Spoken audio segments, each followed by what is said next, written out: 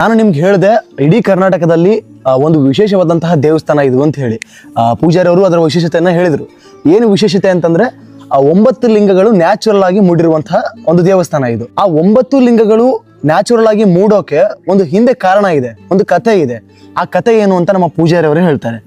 ಒಬ್ಬ ಹೆಣ್ಮಗಳು ಬರ್ತಿದ್ವು ಅಂತ್ರಿ. ಈ ಫಲಸಂತಾನ ಇದ್ದಿದ್ದಿಲ್ಲ.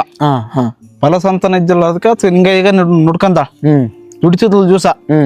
ಆಮೇಲೆ ಸಮಸ್ಯೆ ಬರ್ತಿಲ್ಲ ಅಂತಾರ. ಆಮೇಲೆ ಸಮಸ್ಯೆ ಬರ್ಬೇಕಾದ್ರೆ ಬಂದು ಆಕಿ ದುಡಿದು ತನ್ನ ಕೈಯಾಗ ಆದೊಟ್ಟು ಕೆಲಸ ಮಾಡಿ ಓದ್ತಿಲ್ಲ ಅಂತಾರ. ಹೋಗ್ಬೇಕಾದ್ರೆ ಹಿಂಗೆ ದೇವ್ರು ತಾನು ದುಡಿಯೋದು ನೋಡಿ ಹೊರ ಕೊಟ್ಟಾನ. ಹೊರ ಕೊಟ್ಟಗಳ ಹಂಗೆ ಆಕಿ ಬಿಟ್ಟಿಲ್ಲ, ಹಂಗೆ ಬಂದು ಕಾಣ್ತಾ ಇದ್ದಾಳ. ಮನುಷ್ಯ ಆದ್ಮೇಲೆ ಪುನಃ ಸ್ಟೇಜಿಗೆ ಬಂದು ಹಚ್ಚಿದ್ರಿ. ಆ ಟೈಮ್ನಾಗ ಏರೋದಾಗಿಲ್ಲ, ಮೆಟ್ಲುಗಳು ಏರೋದಾಗಿಲ್ಲ. ಯಪ್ಪ ನನಗೆ ಇಷ್ಟು ದಿನ ನಾನು ದುಡಿದ್ನಿ, ನೀನು ನನ್ಗೆ ದುಡ್ದದಕ್ಕೆ ಫಲ ಕೊಟ್ಟಿದ್ದಿ ನನಗೆ ಈ ಮ್ಯಾಕ್ ಏರೋದಾಗವಲ್ತು.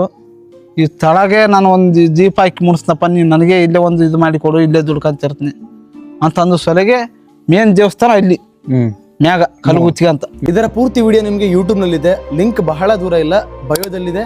ಹೋಗಿ ಒಂದ್ಸಲ ಕ್ಲಿಕ್ ಮಾಡ್ರಿ, ಪೂರ್ತಿ ವಿಡಿಯೋವನ್ನ ನೋಡಿ ಇಲ್ಲಿ ಬಂದು ಕಮೆಂಟ್ ಮಾಡಿ ಅಷ್ಟೇ.